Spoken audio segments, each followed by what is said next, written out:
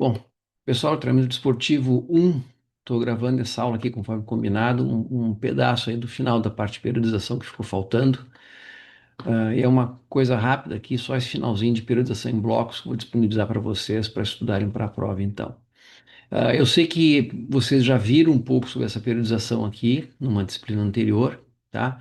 E a continuação, então, daquilo que a gente vem falando sobre as críticas que começaram a surgir após a década de 80 em relação à periodização clássica lá dos russos, daquilo que o Matveev fazia, e o que, que se começou a fazer no sentido de mudar o cenário de periodização para que as pessoas pudessem principalmente competir um pouco mais, com foco quase sempre num nível mais alto, tá?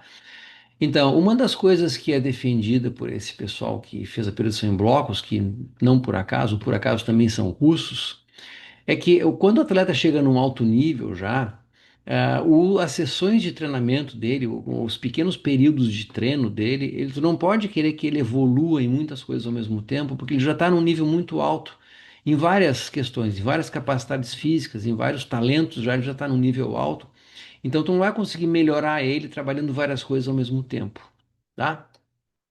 A outra coisa é que na periodização tradicional, mesmo que fazendo aquele grande período de base lá, os atletas se planejavam naquela forma para ficar durante um período único do ano, num nível alto, num nível competitivo, e depois eles destreinavam. Então eles não ficavam num nível alto competitivo por muito tempo.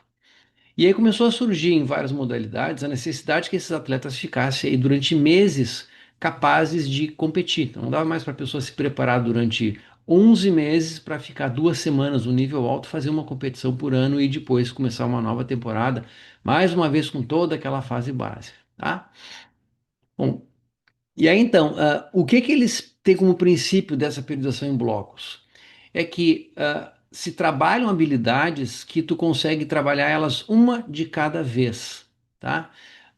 Então, seja por exemplo, vamos focar agora durante algumas semanas treinos de baixa intensidade para melhorar o VO2 ou alguma outra coisa, vamos focar uma coisa com alta intensidade, mas enfim, o que que tu pode trabalhar de maneira simultânea e o que que tu pode trabalhar de maneira consecutiva, quer dizer, ao mesmo tempo ou uma atrás da outra. E a nomenclatura que eles utilizaram para esses mesociclos, que eles chamaram de blocos, a primeira que surgiu foi essa aqui, de acumulação, transformação e realização. Quer dizer, uma fase inicial, um mesociclo inicial, em que a gente vai ganhar algumas capacidades físicas e questões técnicas. Depois, isso que tu trabalhou no início, tu vai transferir isso para o teu esporte específico, né? Então, aquela coisa de trabalhar força por um tempo para depois essa força se transformar em potência de maneira específica e biomecânica para o teu esporte. E depois disso aqui, então, a pessoa ficaria pronta para competir e atingir um alto resultado.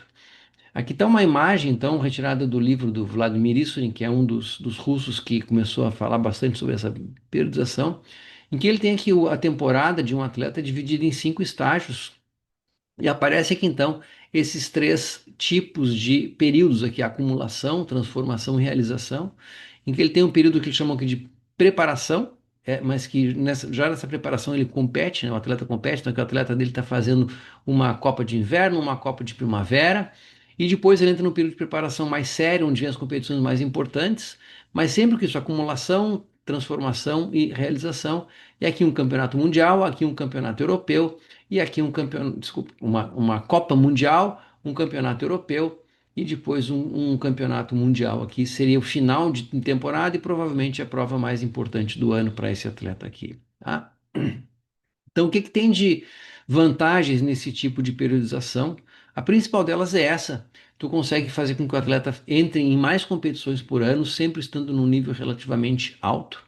A outra coisa é, quando a gente foca numa coisa específica, aí trabalha isso de uma maneira mais concentrada, tu consegue diminuir o tempo total de treinamento que o atleta tem. E quando tu diminui o tempo de treinamento, geralmente vão acontecer 2 coisas. O atleta se sente mais disposto a treinar, e tu pode também diminuir a chance de overtraining, tá? Porque o atleta não vai ter tantas horas e horas assim que ele está envolvido com o treinamento. E a testagem que se faz, todas as avaliações que tu faz com o atleta durante a temporada, elas vão ser mais específicas, no sentido de que eu acabei de fazer um período aqui curto em que eu queria que esse atleta melhorasse força. Então é lógico que assim que esse período acabar, eu faço uma avaliação de força com ele para ver o quanto que ele aumentou nessa capacidade física após esse treino específico. E também aquela questão que foi onde eu mais ou menos encerrei a aula de hoje, quer dizer, nutricionalmente, às vezes alguns atletas precisam fazer manobras durante a temporada de treino, e essas manobras, geralmente no sentido de aumentar um pouco o consumo de algum macronutriente, seja um pouco mais de proteína, um pouco mais de carboidrato, essas manobras nutricionais podem ser mais especializadas, mais específicas, de acordo com o desgaste que o atleta está sofrendo naquela fase ali, tá? Então, esses blocos de treinamento nada mais são do que mesociclos de treino. Geralmente, esses blocos vão ter de 2 a 6 semanas, em que nessas semanas a gente foca em alguma coisa de maneira específica. Pode ser um foco numa capacidade física, pode ser um foco numa melhoria técnica, pode ser um foco para um atleta que é de mais que é de uma modalidade multidisciplinar. Vamos fazer um foco agora nessa modalidade durante 2 ou 3 semanas, depois a gente passa a fazer em uma outra. Tá? Eu costumava utilizar um pouco dessa periodização em blocos ah, com atletas de triatlo no sentido de fazer o seguinte: é, estando relativamente longe de alguma competição muito importante, eu escolhia uma das disciplinas e fazia a pessoa ficar ali 2, 3, 4 semanas, às vezes, com um foco muito grande naquela disciplina. E eu costumava fazer isso geralmente para aquela disciplina em que a pessoa tinha uma grande dificuldade, tá? Então, por exemplo, um atleta que eu treinava, que ele era um ex-corredor e que tinha por hábito pedalar também, e a natação era o ponto muito fraco dele. Então, o que que a gente fazia? A gente treinava durante um bom período do ano as três modalidades de maneira conjunta, mas com volumes bastante diferentes, porque ele já tinha uma grande facilidade para correr, por exemplo. Mas de vez em quando eu fazia com ele uma coisa: olha, nós vamos ficar agora mais ou menos um mês, vai ser um bloco aqui totalmente focado em natação, em que eu fazia ele nadar, por exemplo, 5 vezes por semana, corria uma, no máximo duas, pedalava uma vez por semana, e os treinos de corrida e bicicleta era mais uma coisa no sentido mais de recreação, recuperação, do que realmente querer melhorar alguma coisa nisso aí. Por que isso? Porque ele era fraco na água, e se eu deixasse ele numa rotina contínua de treinar 3 vezes a natação, no máximo quatro, ele nunca ia evoluir de maneira significativa nisso aí. Então, quando eu botava ele a nadar 5, 6 vezes por semana, ele meio que treinava como um nadador durante esse mês, esse mês e meio, e aí ele conseguia ter uma evolução nessa modalidade que era o ponto fraco dele.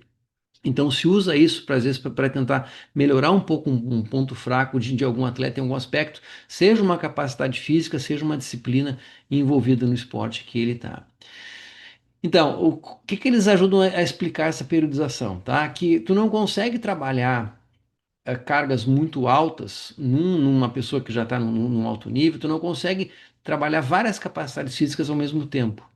Por quê? Quando eu estou falando aqui de pensar em melhorar, sei lá, VO2 máximo de um cara que já treina um esporte cíclico há 15 anos, esse cara já está num alto nível. Então não é ficar fazendo 2, 3 treinos por semana focando em VO2 e fazendo uns treinos também focando em força, uns outros treinos em explosão muscular, que ele vai conseguir melhorar o VO2 máximo dele.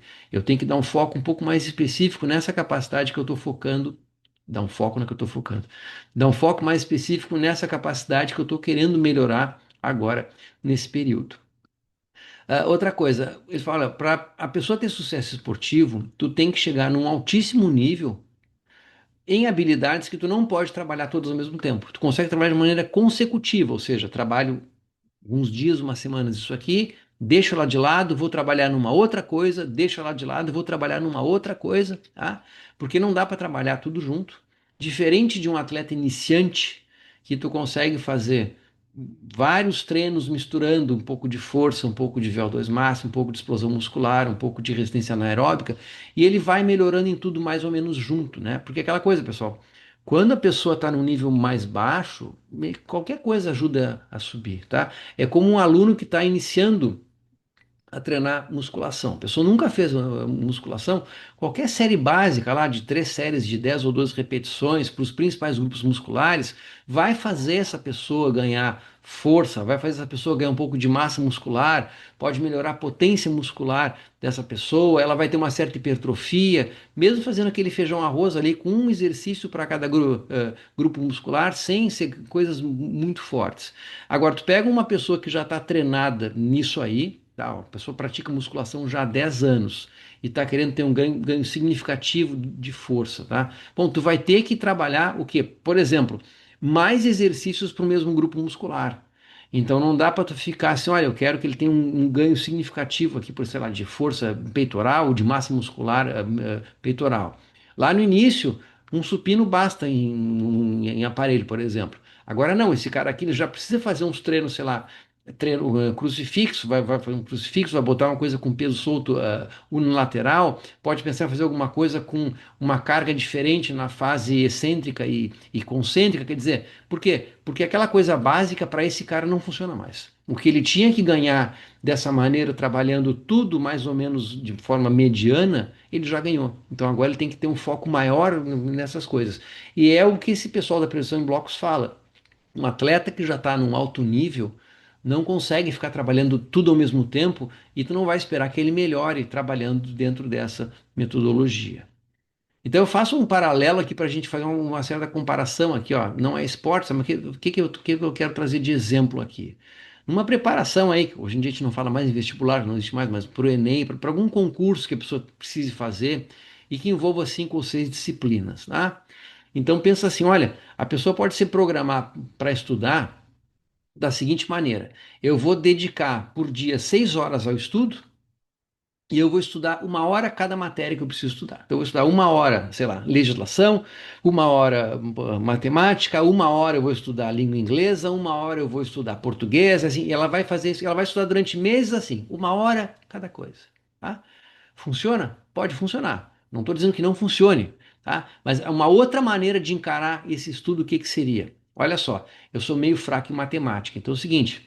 Eu vou passar agora um período de 10 dias em que o meu foco vai ser total em matemática. Eu vou tentar buscar outros recursos de estudo, eu vou estudar um pouco mais, eu vou fazer, em vez de estudar 6 horas por dia, eu vou baixar para estudar 4 horas, mas vou estudar 4 horas de matemática em 2 períodos de 2 horas. Eu vou, sei lá, correr atrás de alguma coisa, um material extra online, coisa assim. Então, eu vou dar um foco na matemática, vamos dizer, por 2 semanas.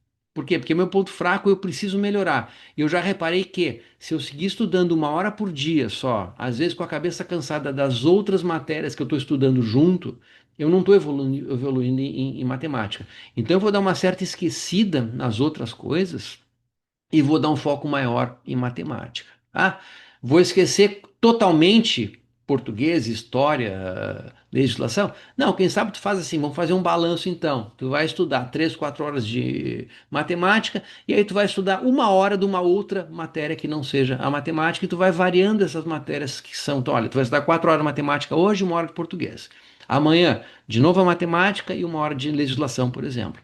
Por quê? Porque às vezes a gente não quer esquecer completamente as outras coisas. E na área da pressão em blocos isso é mais ou menos parecido, tá? Só que tem a ver com uma coisa chamada efeito residual, que é as nossas capacidades físicas, que a gente vai ver em seguida o que que é. Mas então, só traçando uma comparação, como seria vamos dizer, uma periodização em blocos focada aqui em estudo, tá? Um dos russos que começou a usar isso aí era um treinador ex-atleta, tá? E ele era treinador do pessoal do arremesso de martelo. E ele utilizava então uma nomenclatura um pouquinho diferente aqui para esses mesociclo blocos dele, tá? Ele chamava de desenvolvimento, competitivo e de restaurador, tá? E ele tinha então uma duração que era mais ou menos assim: o desenvolvimento competitivo durava por volta de um mês e o restaurador 2 semanas. Basicamente o que que era? Durante 2 meses, eu preparo a pessoa que eu quero treinar com ela, preparo ela para competir e só um pouquinho, chegou uma pessoa aqui em casa, preciso atender aqui o telefone. Já vou aí. É, Eu fiz uma pausa aqui, vocês não fizeram pausa nenhuma, mas enfim, o que que ele via então, pessoal? Durante esses 2 meses aqui, tá? Ele preparava o atleta até o atleta competir, e depois o atleta tinha um período aqui de recuperação por volta de 2 semanas.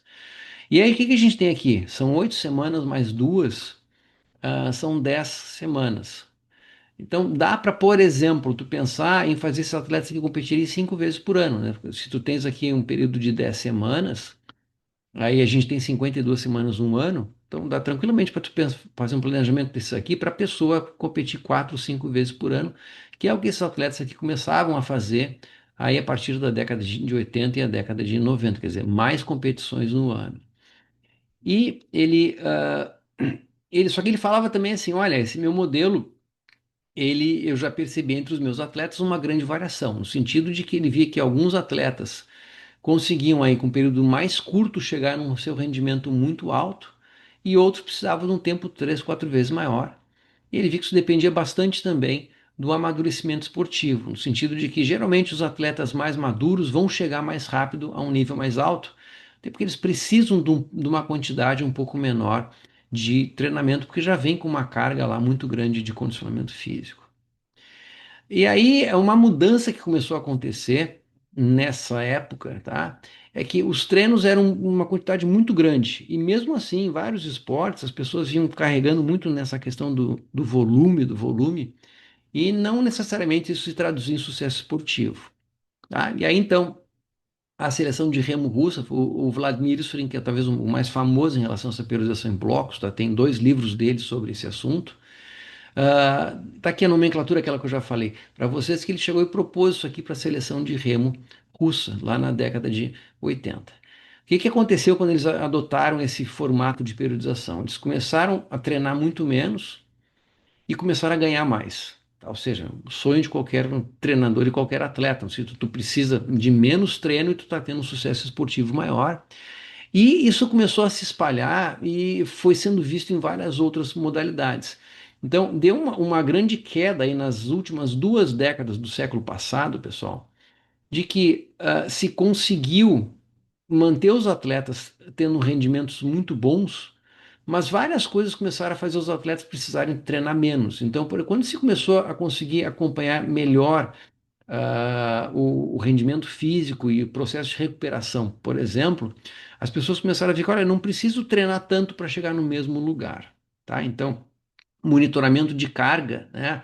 A possibilidade, por exemplo, de medir lactato, que é uma coisa que estava surgindo, estava começando a chegar de maneira um pouco mais difundida entre treinadores e atletas.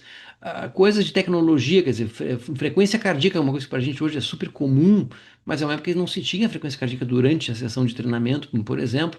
Então, quer dizer, essas mudanças aí foram melhorando o acompanhamento do treinamento e o monitoramento de cargas dos atletas, fazendo com que eles conseguissem treinar um pouco menos e viram, olha, a gente está treinando um pouco menos, em alguns casos treinando de maneira um pouco mais intensa, ou adotando periodizações novas, como essa periodização em blocos, e a gente está treinando menos e está rendendo a mesma coisa ou melhor.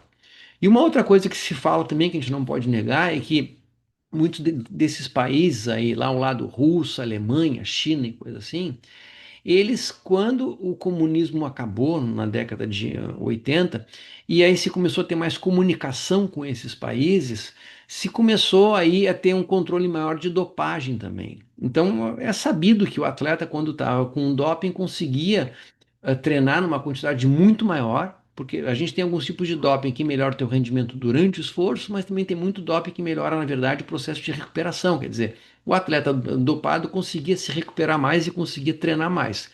Quando se começou a controlar um pouco mais o doping, o pessoal começou a ter que treinar menos obrigatoriamente. Mas isso não chegou a levar a grandes quedas de rendimento, por quê? Por causa dessas mudanças, tanto na área de periodização quanto na área de tecnologia. Tá? E aqui são uns gráficos mostrando exatamente esse período aí, pessoal. Então, dos anos 80 aos anos 2000, em que várias modalidades, para não dizer todas, começaram a ter mais competições por ano, tá? Então, ciclismo de estrada, corrida de meia distância, esgrima, wrestling, que é luta greco-romana, judô, vela, remo, caiaque, natação. Para todas essas aqui, a gente percebeu o quê? Que os atletas, o número de dias que os atletas estavam em competição por ano aumentaram bastante. que o exemplo do judô praticamente dobrou, por exemplo, tá? E ao mesmo tempo que eles estavam competindo mais, eles estavam treinando menos, tá? Então, não que atleta de alto nível treine pouco, tá? Mas quer dizer, os volumes que eram impostos aos atletas lá nos anos 70, início dos anos 80, eram muito maiores do que se coloca hoje em dia, por exemplo. E aqui tem esses três de baixo aqui são exemplos bem claros disso, tá? Em que isso aqui era tempo de horas médias de treino por ano, né? Em que veio o pessoal do remo aqui, né? Remo e caiaque, que eles começaram a treinar quase que um terço do que eles treinavam. A natação, igual, eu lembro, tem um nadador que você talvez nunca tenha ouvido falar dele, foi um nadador muito importante para a década de 80 do Brasil aqui, chamado Ricardo Prado, ele ainda está envolvido com natação hoje em dia, e ele foi um cara que quando ele se aposentou, ele falou, nunca mais eu quero chegar perto de uma piscina, porque ele era um cara, os meus treinos eram 2 treinos diários aí de 5 a 8 quilômetros cada treino por dia, os caras nadavam 12, 14, 16 quilômetros por dia, que é uma coisa absurda de se fazer, tá? E não se faz mais isso hoje em dia, os treinos estão numa quantidade muito menor, né? Também se começou a inserir para vários esportes outros treinos que não se fazia antigamente. Então, quer dizer, hoje em dia, praticamente toda modalidade esportiva vai ter treino de força, de musculação ao longo de quase todo ano, né? E outras coisas que se fazem hoje em dia com os atletas que não se fazia antigamente. Era muita coisa só específica, era só a modalidade que o atleta treinava. Então, enfim, isso foi o que se viu aqui. E claro que a periodização em bloco ela vem bem a calhar para esse tipo de mudança que foi acontecendo, então, porque tu conseguia de uma maneira mais específica em alguma capacidade física fazer o atleta evoluir com uma quantidade menor de horas de treinamento. Aí vou passar alguns artigos aqui nessa área, tá? Então aqui um trabalho feito com remadores avaliados em 2 temporadas para fazer essa comparação aqui da periodização tradicional e da periodização com blocos. E aí, de cara a gente vê que a periodização tradicional submete o atleta a uma carga de treino maior, tá? Porque tem toda aquela fase básica lá em que o atleta está fazendo um volume muito alto de treino com uma intensidade baixa, tá? Mas o que eles acharam aqui de diferença, então? Olha, o lado do consumo de oxigênio, o VO2 e os limiares foram parecidos, porém as variáveis relacionadas aqui à força e potência foram melhor que a periodização em bloco. Tá? Então, olha, se tu tem uma coisa que é igual para VO2, é melhor para força e potência, ainda faz as pessoas treinarem menos, não tem dúvida de que isso aqui é o melhor, tá? Mas, de novo, remadores de nível mundial. É esse esporte, é esse nível de atleta aqui, tá? Então, o que eles concluem aqui? Para remadores de alto nível, a pressão em blocos é superior por ter melhor resultado e ainda com volume menor de treino. Então, uma conclusão bastante óbvia de se ter, tá? Mas, de novo, é um artigo, tá? Tem gente que achou com coisa diferente? Claro que tem, mas só um exemplo de comparação aqui de 2 tipos de periodização. Um outro artigo aqui comparando então periodização em bloco com a ondulada semanal. Quem é? Mulher não atleta. Tá? Então, 3 treinos por 2 meses e meio, faziam os mesmos exercícios, só com diferente volume entre as fases de treinamento. Todo mundo melhorou força e hipertrofia, mas a ondulatória foi melhor para ganho de força e hipertrofia de membro inferior. O que se conclui aqui? Para essas mulheres, né, de repente, para homem pode ser diferente, para pessoas atletas pode ser diferente, mas para essas mulheres aqui não atletas, o ondulatório semanal foi melhor para ganho de membro inferior, tanto para ganho de força quanto para hipertrofia, certo? E aqui um estudo que, de vez em quando aparece um estudo assim, em saúde, né, comparando, não é esporte, mas é saúde, comparando aqui diferentes estratégias de periodização. E quem é a população, pessoal? Idosos, tá? Então, estratégias em idosos para ver função física e saúde. Musculação sem periodização, periodização em bloco, periodização ondulatória, ao longo aqui de mais de 4 meses. Quem são? Os idosos com mais de 70 anos avaliaram antropometria, pressão, sangue, força, qualidade de vida, equilíbrio e capacidade funcional. Conclusão: todo mundo melhorou, sem diferença entre os modelos de periodização, tá? Então, eu já comentei com vocês em aula isso aqui, de que todos esses métodos de periodização, quando vocês verem alguém defendendo ferrenhamente um dos métodos só, ou a pessoa é desinformada, ou ela está mal intencionada, ou ela está falando de alguém muito específico, porque assim, a gente tem evidência científica de que todos os métodos são bons, todos os métodos funcionam, tá? Para fazer a pessoa ganhar capacidade física, para fazer a pessoa ter um rendimento esportivo melhor, mas depende muito quem é a pessoa, depende do tempo que tu tem, depende se eu estou falando de esporte, qual é a modalidade esportiva, tá? Então, várias coisas estão em jogo aqui, que é difícil a gente chegar e dizer esta periodização é a melhor. E tem que levar em conta tudo isso aí. E a outra coisa essencial dos blocos, pessoal, tá? Que eu comentei com vocês quando falando daquela coisa lá de estudar só matemática por alguns dias, é o efeito residual. E isso aqui que um treinador, quando vai planejar essa periodização, tem que ter muito claro, que é o seguinte: quando a gente está focado numa capacidade física, por exemplo, de forma específica, as outras vão meio que ficar de lado por um tempo. Tá? Não que elas não vão ser trabalhadas nada, nada, nada, mas elas não vão ser trabalhadas de maneira específica. E quando tu não vai trabalhar de maneira específica elas, tu vai começar tu pode começar a perder essas capacidades físicas, tá? Ou seja, eu vejo com o meu atleta, eu treino o VO2 máximo durante um mês com ele. Ele ganha VO2 máximo. Durante esse período eu treinei explosão muscular com ele? Não, eu não treinei. Então o que que eu espero? Que ele tenha perdido um pouco essa capacidade física. Tá? Aí, nos blocos seguintes, eu vou focar nisso. Vou focar em força, força máxima, explosão muscular. Durante quanto tempo? 3 semanas. Vou fazer treinos focando em VO2 máximo nessas 3 semanas? Não. Ele vai perder VO2 máximo? Não. Por quê? Porque o VO2 máximo não é perdido dessa forma, mesmo que eu fique sem trabalhar ele de maneira específica. Tá? Então, esses ganhos e essas perdas têm que ser levados em conta quando tu vai fazer esse encaixe aí de um bloco atrás do outro, com, por exemplo, um foco em capacidades físicas diferentes, tendo a seguinte consciência: eu quero melhorar as coisas, eu vou deixar de lado durante algum tempo, de maneira específica, algumas capacidades físicas, alguns talentos que esse atleta tem. Só que eu não posso ficar sem trabalhar aquela capacidade física de maneira específica por um tempo tão grande que ele vai destrenar de maneira significativa. E aí a gente tem coisas que duram mais no nosso corpo que outras. Tá? Então, por exemplo, uma hipertrofia de coração que uma pessoa que rema tem e que ajude a ter um VO2 máximo mais alto, isso não é perdido se ele ficar sem treinar de maneira a fazer treinos especificamente aeróbicos durante um mês e meio, por exemplo. Ele não vai perder essa hipertrofia cardíaca.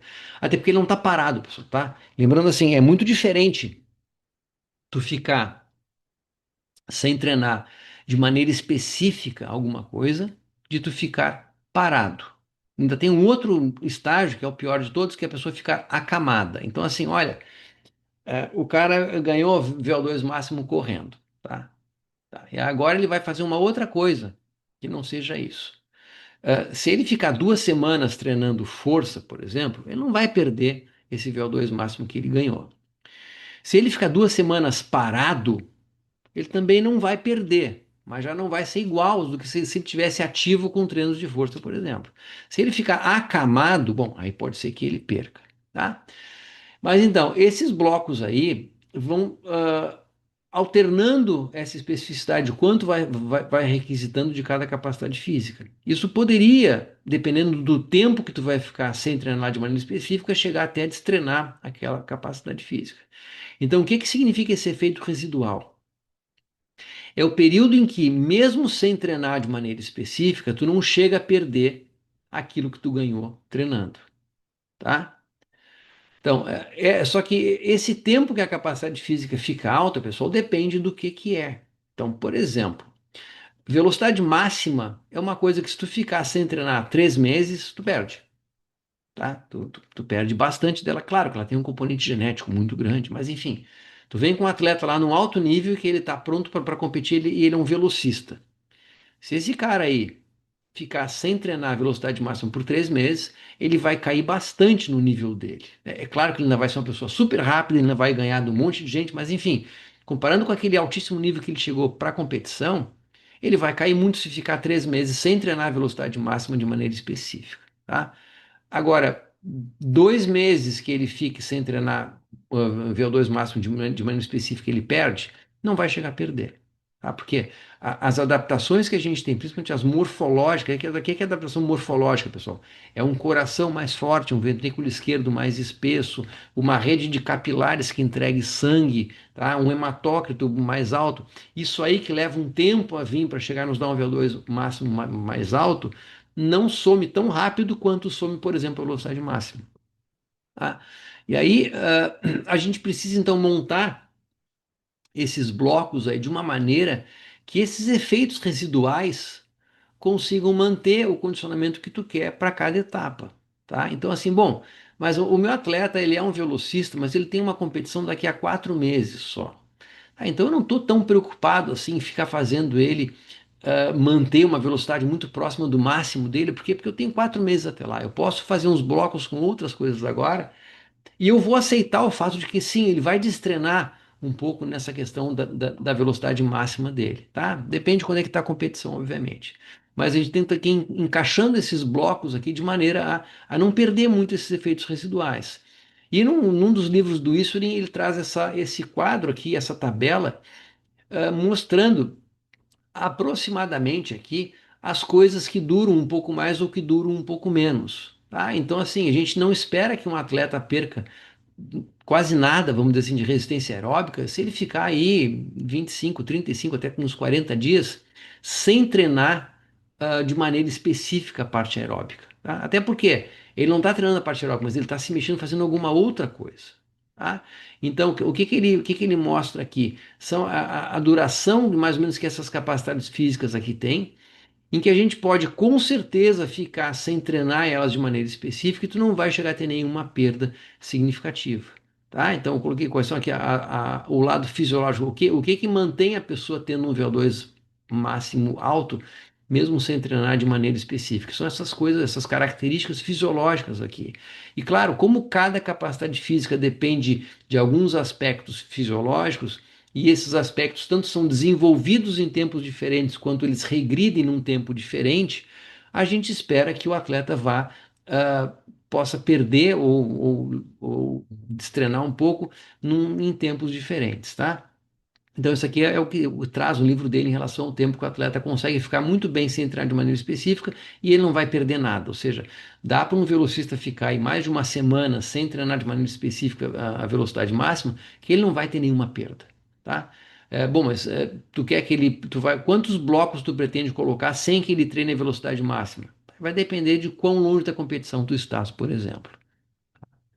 E encerramos aqui a de blocos, é só o encerramento aqui dessa parte de periodização em geral, que é uma coisa que é assim, pessoal, o estresse que o atleta tem, tá? Às vezes vocês vão ver, aparece alguns gráficos, algumas imagens dessa área de periodização, que junto com aquela linha de volume e intensidade que a gente costuma ver mais, né? Em algumas imagens que eu coloquei para vocês, aparece assim uma linha também que é de técnica, né? Ou de vamos dizer, aptidão para competição, mas algumas dessas imagens vocês vão ver alguns autores colocam uma outra linha que é a linha do estresse, tá?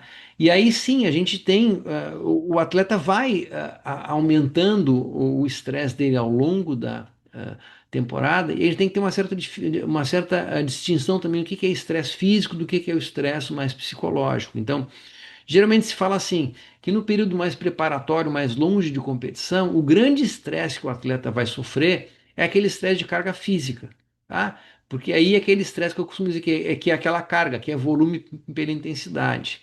Mas, por exemplo, à medida em que o atleta vai se aproximando de uma competição, a gente vai vendo as curvas de estresse, do estresse psicológico e do estresse físico, deve começar a se alterar, porque vai aumentar, por exemplo, o estresse psicológico relacionado à competição que está por vir. Muitas vezes o estresse físico pode começar a baixar até, porque tu vai chegar numa fase que ele vai começar a treinar menos, vai começar a se recuperar mais, e tu vai ter um estresse físico que vem caindo e um estresse psicológico que está subindo, tá? E aí, claro que tem outras questões que podem influenciar o estresse, como vida familiar, o lado social desse atleta. Se é um atleta amador, tem questões de trabalho, por exemplo, que podem levar a estresse. Mas, enfim, a gente tem que ter não digo um monitoramento formal disso aqui, mas se dá conta que esse estresse é uma coisa que o atleta vai carregando durante a temporada também, tá? E ele então tem que pensar, de repente, uma maneira de combater estresse excessivo, né? Quando a gente está falando em combater estresse excessivo sob o ponto de vista físico, eu estou falando de quê? De prevenção de overtraining, por exemplo, tá? Mas o lado psicológico também, a gente tem que se dar conta disso aí, e a gente vê claramente alguns atletas que são menos preparados psicologicamente, e que à medida que vão chegando perto de competição, a ansiedade vai aumentando, aumentando, aumentando, e uma das coisas que ajuda a controlar esse tipo de estresse, a experiência melhora muito isso, tá? Então, competir ano após ano melhora muito isso, mas aquela questão de utilizar, por exemplo, competições de menor importância, tá? Eu sempre digo isso a vocês, quer dizer, quando a gente tem um atleta que ele tem uma prova muito importante no ano e ele tem somente esta prova, aquela prova ali se torna um bicho-papão. Cara, ele começa assim, meses antes da prova, ele está pensando nela. Ele tá pensando nela. É só por quê? Porque ele está vivendo todo o dia a dia dele somente para aquela prova. Então ela se torna meio que um monstro de ansiedade para ele. Quando o atleta tem outros objetivos parciais, intermediários antes dela, esse foco numa coisa que é mais perto dele e que tem menos importância ajuda a descansar a cabeça dele, tira um pouco a cabeça dele daquela coisa que está lá distante e que parece cada vez mais assustadora para ele. Eu tinha conhecidos, por exemplo, que antes de provas importantes passavam a noite em claro, tá? Somente de ansiedade. Então eu me lembro disso aí de um conhecido meu que eu acho que viajei com ele 3 ou 4 vezes para a competição. Pô, a gente viajava, quer dizer, aí a primeira noite de sono num lugar estranho já é uma noite ruim, né? E aí na pré-prova, na véspera de prova, fiquei de novo em claro. E aí essa ansiedade tem que ser discutida com o atleta, fazer alguma coisa para tentar combater isso aí, porque isso vai prejudicar o rendimento dele com certeza. A gente sabe que a noite anterior não é tão importante quanto a noite que vem antes dela, né? Então, se é uma prova num domingo, por exemplo, a noite mais importante é de sexta para sábado do que é de domingo, do que é de sábado para domingo. Então, se tiver que ficar em claro, é melhor ficar em claro de sábado para domingo do que de sexta para sábado, mas isso não vai acontecer quando é ansiedade, porque a ansiedade ela só aumenta à medida que vai chegando perto de competição. Mas enfim, tentar ver o que pode ser feito para contornar isso aí, tá? Competir um pouco mais ajuda sim a baixar esse nível de ansiedade, tá? Porque não vai ajudar em nada isso aí. E a outra coisa é que quando o atleta começa a ter um rendimento mais baixo, muitas vezes a gente precisa olhar assim, será que é uma questão do treinamento? Ou será que é uma questão de um estresse externo que o treinador não está nem percebendo, tá? Então, de novo, eu volto a falar, investigar. Às vezes a vida não esportiva do atleta pode estar causando um grande estresse nele, e isso leva a várias questões de prejuízo de sono, por exemplo, que afeta a recuperação. Isso leva, inclusive, a questões hormonais. Então, a gente sabe assim, olha, balanço, por exemplo, cortisol, testosterona, quando a pessoa é muito estressada, esse balanço não fica legal. Isso aí leva a um rendimento físico baixo, tá? Leva uma dificuldade, por exemplo, de ganhar massa muscular.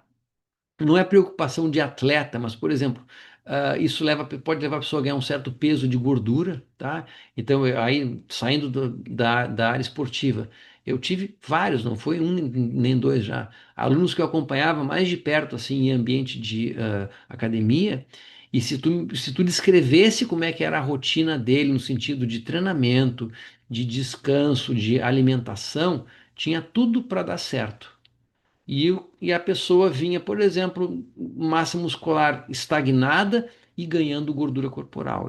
Aí tu vê o que ele fez? Não, ele é extremamente estressado por uma questão profissional lá. Então, dizer, olha, enquanto tu tiver com esse nível de estresse, o treinamento ele vai ter um rendimento muito aquém do que ele poderia ter, tá? Então, a gente não espera que uma pessoa super estressada tenha grandes ganhos de massa muscular, por exemplo, tá? Porque a gente sabe que os hormônios envolvidos no estresse podem dificultar isso aí. Isso também pode acontecer com o atleta, pessoal, tá? Então, esse desbalanço hormonal aí, que pode ser visto em alguns atletas chegando perto de competição, isso pode atrapalhar o rendimento, sim, tá?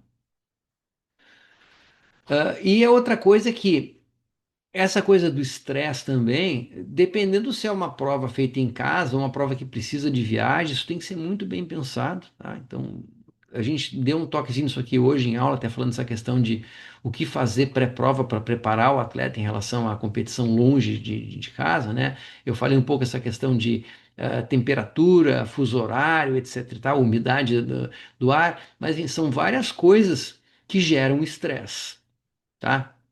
E é isso aí, então quer dizer, a gente tem a ansiedade tanto da viagem quanto da prova, né? Porque viajar para longe sempre é ansiedade, pessoal. Então, porque olha, tu tens que pegar um ônibus e dois voos, né? Sim, se alguma coisa atrasar, tu pode dar errado. Aí, atleta que viaja carregando equipamento. Cara, e se extraviarem, sei lá, as varas da tua saltadora com vara? Cara, tu não entra no Walmart e compra um par de vara para fazer salto com vara, entendeu? Tipo, talvez tu não possa pedir emprestado para alguém isso aí. Então, são ansiedades que, assim, que são ansiedades até que não competitivas, mas que a gente sabe que elas existem, além da ansiedade da própria competição.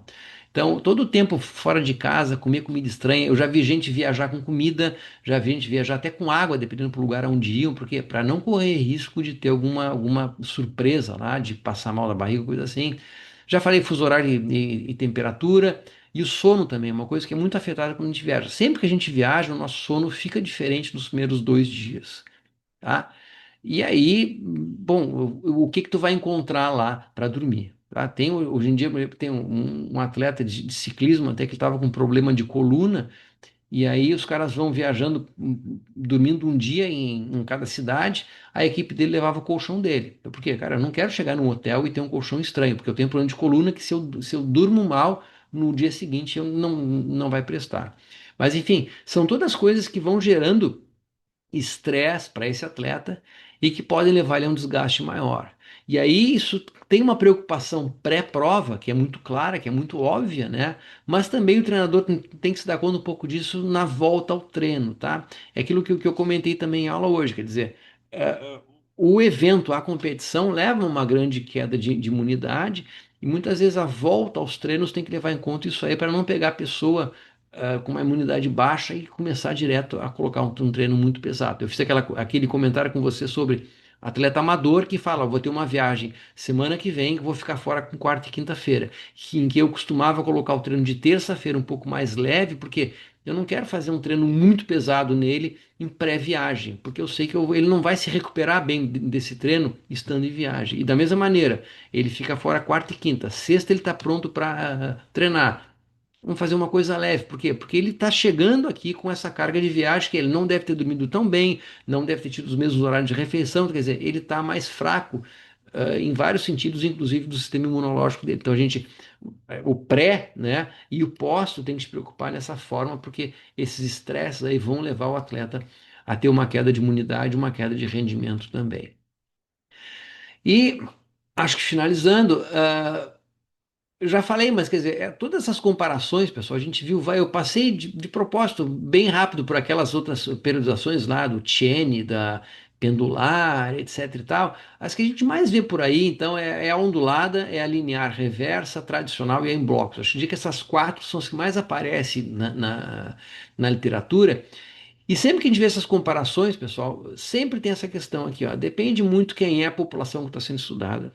Homem, mulher, adolescente, idoso, atleta, não atleta, tá? Então, eu botei a periodização A pode ser, não tem nenhuma diferença entre a e a B para atleta treinado, pode ser que a A seja melhor para o alto nível, pode ser que a B seja melhor para o amador ou para alguém que é destreinado, tá? Então, olhar sempre a população e a modalidade que está sendo analisada, tá? Então, por exemplo, olha, o cara é treinador de corrida. Ah, para corrida é só isso aqui que se usa. Não, olha só, para corrida de alto nível é essa aí. Mas tu está trabalhando com um corredor amador. Para corredor amador, eu acho que não é essa. Corredor amador pode ser outro. Ou dizendo, para corredor amador, sei lá, mais velho é essa aqui, para corredor amador adolescente é essa aqui. Então, tudo isso aí pensar e ver. E tem muito também a questão da individualidade biológica, tá? O próprio Bondarchuk que a gente passou aqui, olha, ele usava esses blocos, ele dizia nos meus atletas, que são todos do mesmo esporte e que são mesmo de alto nível, eu vejo diferenças é que uns precisam de quase 4 vezes mais tempo para chegar no alto nível e que o outro cara chega ali em 3 ou 4 semanas, tá? Então, analisar isso aí antes de escolher um modelo desse a ser utilizado de periodização, ok? Só para ficar registrado aqui, mas a disciplina de treinamento desportivo 2 vai ser ofertado no semestre que vem como disciplina optativa, tá? Seguindo uns modos parecidos com essa aqui. Essa disciplina, essencialmente, a gente trabalha coisas como eu divido o treinamento físico em três grupos para falar para vocês. Então tem lá algumas aulas sobre atleta jovem e seleção de talento. Depois eu falo um pouco sobre atleta mulher e depois eu falo um pouco sobre atleta master, quer dizer, o que que vai mudando à medida em que a pessoa vai envelhecendo. Além disso, tem uma parte da disciplina também que a gente aborda coisas como overtraining, a gente fala um pouco mais de maneira mais aprofundada sobre polimento, e também algumas coisas sobre controle do treinamento, que é avaliações que se faz, quer dizer, que tipo de avaliação que tem utilidade para um treinador fazer, quando fazer, o que, que se usa em cada esporte. Então, basicamente, é assim a disciplina de treinamento 2 é uma disciplina optativa e o horário que ela vai ser ofertado, quase certo que tá, que vai ser nas quintas-feiras, às 2h20, certo? Então, vou parando por aqui. Isso foi para lá, certo? Então, obrigado.